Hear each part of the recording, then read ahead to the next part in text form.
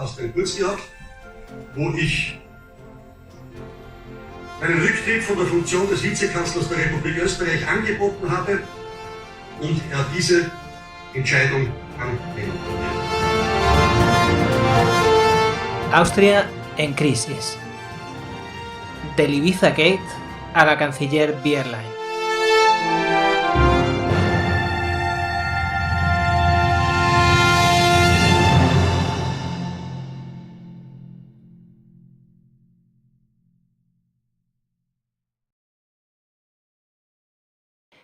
La noticia saltó el viernes 17 de mayo. Ese día, justo antes de cerrar la edición, escribí esta nota.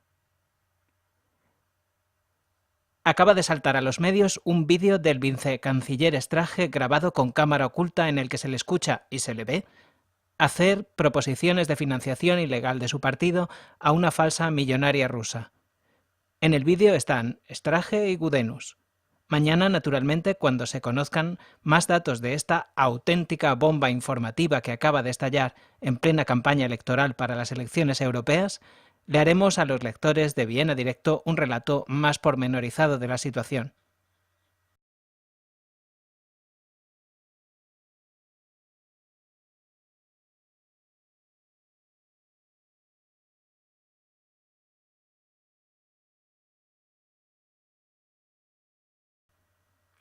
Sábado 18 de mayo. El gobierno austriaco salta por los aires. Austria está, en el momento en el que estoy escribiendo esto, pendiente del televisor, de la radio, del ordenador, del teléfono móvil. Ayer, a las 7 de la tarde, la coalición que gobierna el país, formada por el Partido Conservador, ÖVP, y el partido ultraderechista, FPÖ, saltó por los aires. ¿Qué ha sucedido?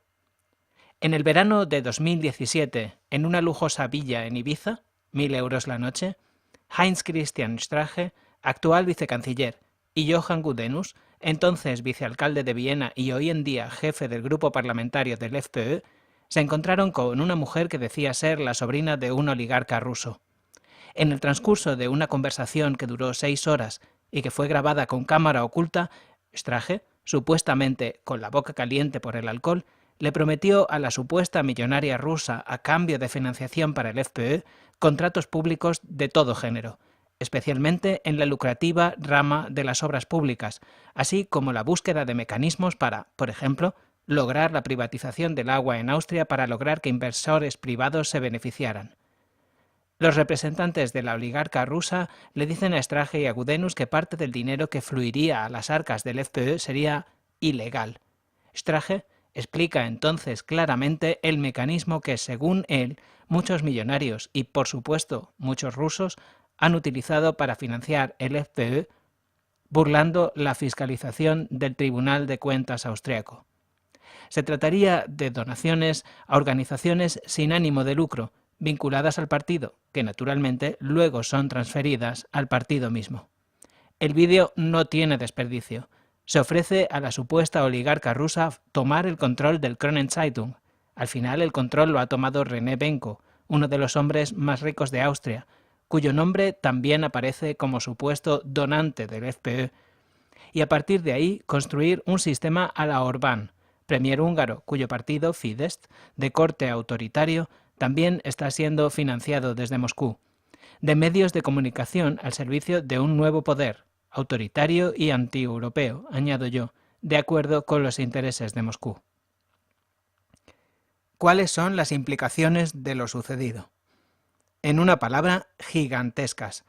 A estas horas, la carrera política de Heinz Christian Strache se da por terminada, y con ella, el gobierno austriaco ha saltado por los aires. En estos momentos, 10:55 de la mañana, cuando escribo esto, el canciller Kurz ya ha anunciado que interrumpe su colaboración con Strache. Lo que pase a partir de aquí está por verse. Se plantean diversos escenarios, que van desde un cambio de Strache por Hofer, actual ministro de Infraestructuras y coordinador del gobierno por parte del FPÖ, hasta una nueva cita electoral que sería en enero. Todo está abierto. También está abierto a quiénes arrastrará a Strache en su caída. Se da por supuesto que a Johann Gudenus, pero también a Herbert Kickl, ministro del Interior, y uno de los valedores de los puntos de vista autoritarios y antieuropeos propulsados por Moscú a través de estas entidades teledirigidas. Se han confirmado con estos vídeos todas, absolutamente todas, las sospechas a propósito del FPÖ, y de una manera absolutamente vergonzosa y brutal. Naturalmente, una cosa es la sospecha y otra verlo todo en vídeo, escucharlo por la boca de sus protagonistas. ¿Qué va a pasar a partir de ahora? No lo sabe nadie. En estos momentos se espera que en cualquier instante Strache se reúna con Kurz y a mediodía probablemente se hará lo que promete ser el primero de los anuncios que se harán durante este que promete ser un intenso fin de semana. Naturalmente la dimisión de Strache y a partir de ahí no se sabe nada. ¿Qué dice Strache y el FPÖ a todo esto? Muy poco, muy poco. De momento, siguiendo el estilo de la casa, acusaciones de campaña orquestada, vídeo ilegal, etc. Trataré de mantener a los lectores de Viena Directo más informados a lo largo del día y de las próximas horas.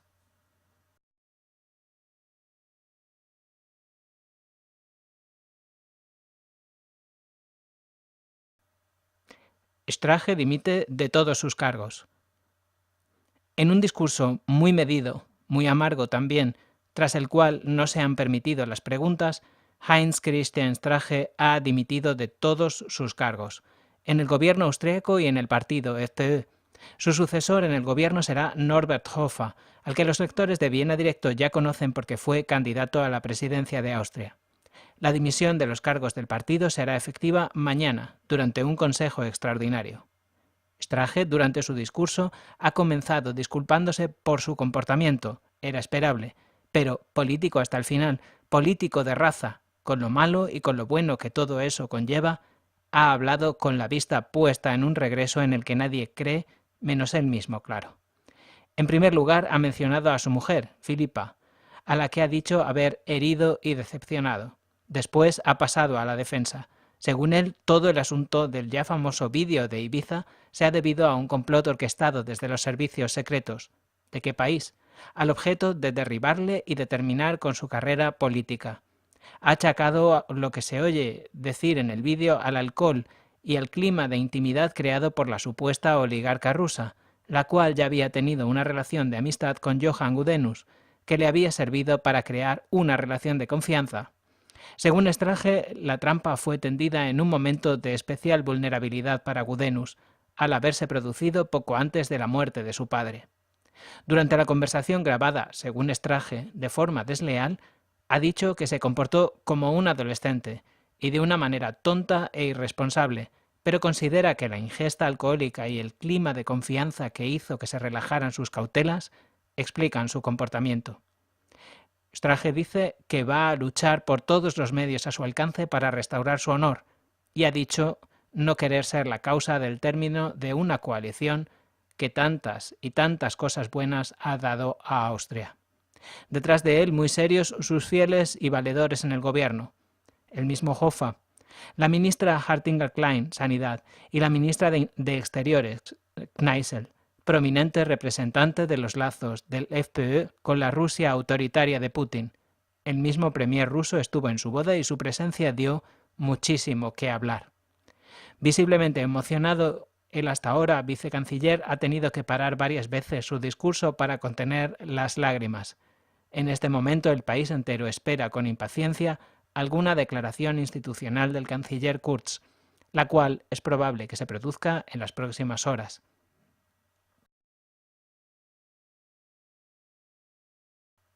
Domingo 19 de mayo. ¿Qué pasó ayer en Viena entre las 12 y las 8 de la tarde? Una de las características más definitorias del gobierno que ayer entró precipitadamente en su fase final ha sido la de un estricto control de la comunicación. Se puede ver incluso el que ha dado en llamarse Ibiza-Gate como un gigantesco fallo de ese control. El gobierno, cuyas cabezas eran Kurz y Strache, ha dado siempre la información medidísima y su difusión ha sido siempre cuidadosamente escenificada para dar, en todo momento, una impresión de total sintonía entre las partes implicadas. Incluso entre las horas tensísimas, que mediaron entre la difusión del vídeo, bueno, de los minutos que nos han mostrado, y la rueda de prensa del presidente de la República, Alexander Van der Bellen, todo fue un esfuerzo de spin doctors y guionistas ocupados en responder a la siguiente pregunta: ¿cómo contamos esto que está pasando y que el resultado sea un relato limpio, cómodo, sin fisuras? Paréntesis. Imaginen mis lectores lo diferentes, quizá, que hubieran sido las cosas si en vez de ganar las elecciones a la presidencia Alexander Van der Bellen, las hubiera ganado el ultraderechista Norbert Hofer. Durante la tarde-noche del viernes se decidió una hoja de ruta para el difícil día siguiente que incluía las siguientes metas volantes. A las 12 de la mañana, comparecencia transmitida en directo por televisión del vicecanciller Strache para anunciar que dimitía de todos sus cargos.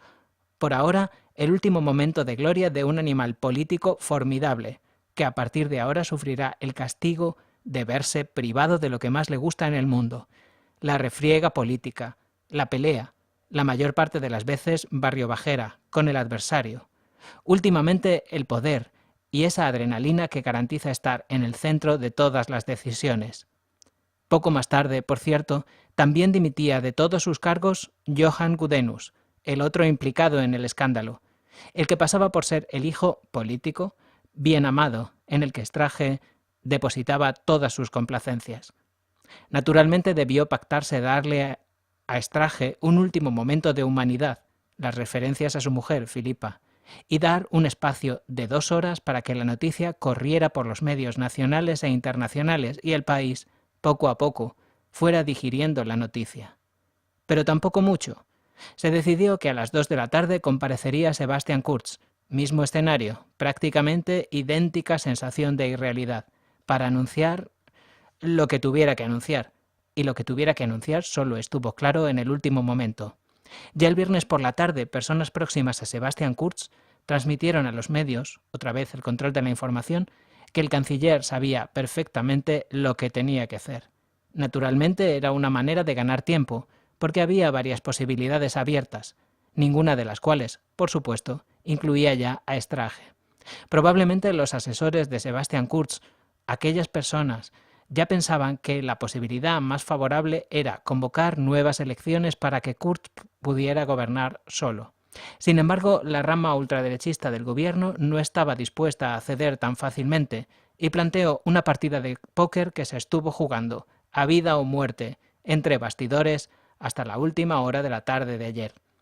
El FPÖ trataba, en lo posible, de salvar su estancia en el poder, tan breve, proporcionalmente al esfuerzo de años que le había costado conseguirla.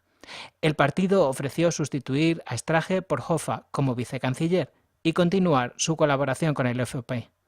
Parece ser, pero solo parece ser, que Sebastian Kurz y sus asesores hicieron el amago de aceptar, naturalmente con condiciones, y la condición era que, además de Strache, tenía que desaparecer del gobierno la figura cuya reputación, ya antes del escándalo, olía a perro muerto y que había sido una fuente constante de incómodos problemas para un ejecutivo, el de Kurz, empeñado en una total desideologización del gobierno y en dotar a sus decisiones de una apariencia, solo un barniz, tecnocrático. La apuesta estaba clara para los de Kurz. Si el FPÖ quería permanecer en el gobierno, Herbert Kickl debía de ser apartado de su puesto y el Ministerio del Interior tenía que pasar al Partido Popular Austriaco. Naturalmente, Herbert Kickl es en el FPÖ una figura de tanto peso como Strache. La trinidad Kickl, Strache, Wilimski, 2 en la sombra y Strache dando la cara, han sido el FPÖ durante todos estos años. Kickl es, además, un hombre que probablemente tiene un alto concepto de sí mismo, difícilmente compatible con una salida, humillante salida, por la puerta de atrás. Kickl se negó, después de mí el diluvio, debió decir.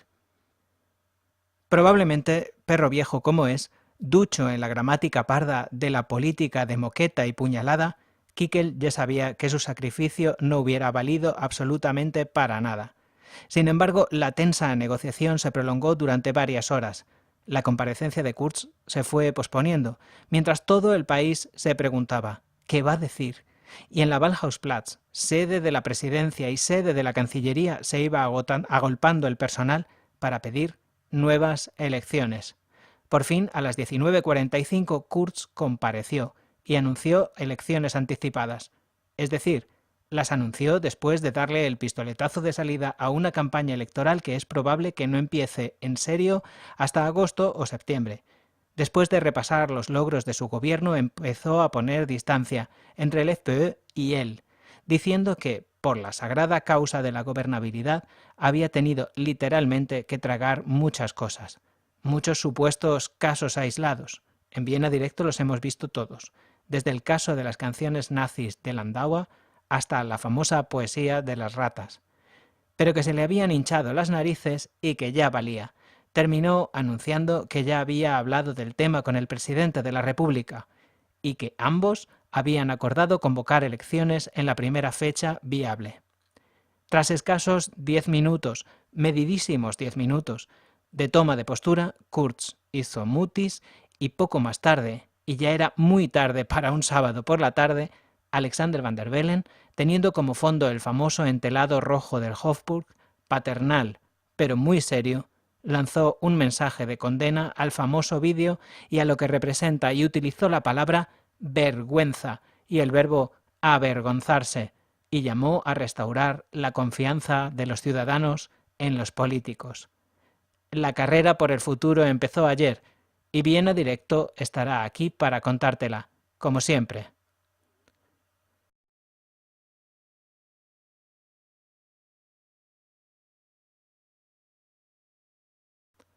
Lunes, 20 de mayo. La República Austríaca pasa por una situación inédita. La explosión principal del llamado Ibiza Gate, sucedida el viernes a las 18:08 de la tarde, ya ha pasado. Sin embargo, la onda expansiva sigue moviéndose, provocando consecuencias a veces esperables, a veces caprichosas. Voy a intentar resumir para los lectores de Viena Directo lo que ha sucedido desde que ayer publiqué la última actualización. Ideas para deshacerse de un cadáver que no lo es tanto. Lo más destacable es que en estos momentos todo el mundo en los pasillos del poder se está preguntando qué hacer con el FPÖ. Y es que después de que el canciller Kern decidió que quizá la manera de neutralizar a medio plazo al FPÖ era darle oportunidad para que se desgastase realizando labores de gobierno, la ultraderecha se ha ido convirtiendo poco a poco en una pieza bastante importante de la gobernabilidad de las instituciones austriacas. A lo largo y a lo ancho de la República, el FPÖ gobierna en estos momentos en coalición con otras fuerzas políticas. Los más avispados, entre ellos el presidente del Land de Burgenland, Hans-Peter Doskozil, proclamaron ya ayer su intención de volver a los tiempos del cordón sanitario e interrumpir su colaboración con el FPÖ. Así que ayer se anunciaron elecciones anticipadas en Burgenland, las cuales se celebrarán en enero de 2020. Estas nuevas citas electorales surgidas del escándalo, así como la nueva cita general prevista probablemente para septiembre, abren multitud de interrogantes. ¿Y el gobierno cómo va a gobernar durante estos próximos meses? El principal es, sobre todo, cómo se las va a arreglar el gobierno durante los próximos 3 meses para funcionar. No hay que olvidar que hasta el sábado el Partido Popular y el FPÖ eran oficialmente marineros del mismo barco y oficialmente reinaba entre ellos una sintonía meticulosamente escenificada en cada rueda de prensa. A partir del momento en el que Sebastian Kurz, citando sin saberlo a Donna Summer y a Barbra Streisand, dijo "Enough is enough", sonó la hora del sálvese quien pueda y empezó la lucha a vida o muerte. ¿Seguirá gobernando Kurz con un equipo de ministros independientes? ¿Gobernará en minoría? ¿Dejará en su puesto todas las iniciativas reformistas que formaban la columna vertebral de su programa político? No lo sabe nadie, y yo calculo que, por lo menos hasta que se celebre la sesión extraordinaria del Parlamento austriaco, que dará lugar al inicio del proceso electoral, se van a hacer los mínimos comentarios imprescindibles al respecto. Por cierto, según parece, este silencio parece ser una consigna que se han impuesto los dos hombres más importantes del país, el propio canciller y el presidente Van der Bellen. Y mientras tanto, en el FPÖ, entre la ira y la desesperación, o viceversa. Hay que tener presente también que en el FPÖ, en este momento, como sucede en un reactor nuclear, el combustible de la vergüenza y de la humillación sufridas, no es fácil ser el hazmerreír de un país entero, se está transformando en una gigantesca reacción de ira a la que indudablemente hay razones para temer. Ayer, tras la reunión realizada en un lugar secreto del aparato del FPÖ, se emitió un comunicado que hubiera podido firmar el mismo Darth Vader en un día de esos en los que la tostada del desayuno se le hubiera caído del lado de la mantequilla. Hoy por la mañana, los dos supervivientes del FPÖ, Kickel y el nuevo hombre fuerte, Hoffa, han comparecido ante los medios al objeto de dar una explicación que a estas alturas no es probable que mucha gente se haya creído. Por supuesto, han inmolado el cadáver político de Strache en el altar de la opinión pública. En estas cosas es práctico tener un muerto al que echarle la culpa, y han insistido en que, si bien el comportamiento de Strache era absolutamente inexcusable, los austríacos podían creer a pies juntillas que el FPÖ era un partido sin traza de suciedad. De hecho, han anunciado que las listas de donantes del partido van a ser examinadas por un grupo de expertos independientes, probablemente unos expertos que habrán estudiado en la misma universidad en la que se sacaron el título los historiadores independientes, a los que el FPÖ autorizó a examinar los vínculos del partido con el nazismo en la posguerra mundial, y a los que hasta ahora nadie les ha visto el peluquín. Por lo visto, se trata de una lista, esta de las donaciones, con muy pocas páginas, cuyo lugar más prominente estaría ocupado por una agricultora, que ayudó al FPÖ en momentos de necesidad y que al morir le dejó 10.000 euros. Se desprendía de esto que el resto de los donativos provenían de sencillas viudas y de huerfanitos que habían donado sus óvulos a la causa del control de la islamización de Europa. Perrillas que, por supuesto, no hubieran bastado en ningún caso para tomar el control del Kronenzeitung, sustituir al par de periodistas incómodos del Kronenzeitung, que hasta el viernes era el boletín oficial de la ultraderecha en Austria, y poner a 5 o 6 que propulsaran los nombres adecuados. Tras todo lo anterior, una gama de sentimientos que van desde el cálculo a la ira pasando por el despecho, que si a ellos, al FPÖ, les gustaría haber continuado con la coalición, que si a ellos les parecía un proyecto extraordinario que no merecía un fin como este, etcétera, etcétera. Todo muy Nuria Espert, intenso y tal. Sin embargo, la intensidad le ha durado a Kickel lo justo para pasar al ataque, dando pistas más que evidentes de que en el FPÖ el sentimiento es que los colegas de coalición, los populares, les han dejado en la estacada. Por lo demás, Kickel ha mantenido que en su gestión como ministro del Interior no ha habido nada reprochable, ha achacado a un ánimo cainita las voces que pedían su dimisión y se ha lanzado con el cuchillo entre los dientes a atacar a los hasta ahora socios, a los que ha acusado de haber reaccionado de la manera en que lo han hecho, borrachos de poder. El borracho hace una declaración de lo más sobria. La respuesta no ha tardado en llegar, si bien en un tono institucional, no podía ser de otra manera, muy alejado de lo que podríamos llamar modo lucha en el barro que han exhibido Hoffa y Kickel, sobre todo Kickel. En una declaración de 6 minutos y medio, tras la cual no se han permitido preguntas, el canciller Kurz, como siempre muy maquillado, porque no hay que dejar nada a la improvisación, ha dado por terminada su relación de trabajo con el FPÖ. Ha dicho también que va a hacer a partir de ahora todo lo posible para que esta pequeña república no pierda la estabilidad y que en lo de poner a gente en ministerios, que ya se vería la semana que viene porque ahora la prioridad es evitar un retorno de la izquierda a las instituciones europeas. Reacción en cadena. Poco después salta a los medios, sin duda impulsada por los spin doctors, que están intentando ordenar la gigantesca turbulencia en la que se ha convertido el gobierno de esta república, que la única manera que tendría el gobierno, el ÖVP, de apartar a Herbert Kickel de su cargo del Ministerio del Interior, algo que a la ultraderecha le pese está pidiendo a gritos la mayoría del país, aunque solo sea para darle un poco de credibilidad a las labores de recuperación de confianza, sería utilizar un mecanismo inédito en la historia de Austria, y es la facultad que la Constitución austriaca da al canciller de recomendar al presidente de la República el relevo, Entlassung, de cualquier ministro. El canciller no lo puede hacer directamente. En la rueda de prensa de la que hablábamos antes, Kickl y Hofer habían ya anunciado que, si se producía esta recomendación, todos los ministros del FPÖ dimitirían en bloque. La recomendación se ha producido y Sebastian Kurz ha anunciado ante los medios, dando principio a una reacción en cadena que pone a Austria en una situación desconocida hasta el momento.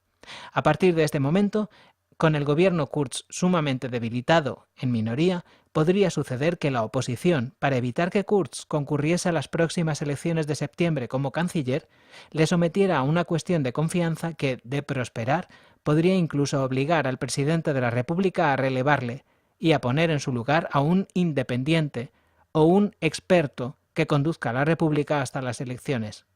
Todo está abierto y los días son de infarto. Las noticias, como demuestra la extensión de este post, hacen que la situación cambie y que surjan nuevas ramificaciones que, por espacio y por no acabar con la paciencia de mis lectores, no puedo contar más pormenorizadamente. Por poner un ejemplo, parece ser que el encuentro en la Villa Ibicenca, esa decoración de peli porno, por Dios, no fue el único. Johann Gudenus se reunió con uno de los supuestos colaboradores de la supuesta oligarca y le pidió una prueba de buena voluntad, en forma de comunicado de prensa. Gudenus obedeció, pero eso quizá lo contaremos en otro momento. Sebastian Kurz gehabt, wo ich meinen Rücktritt von der Funktion des Vizekanzlers der Republik Österreich angeboten habe und diese Entscheidung annehmen konnte. Austria en crisis. Del Ibiza Gate a la canciller Bierlein.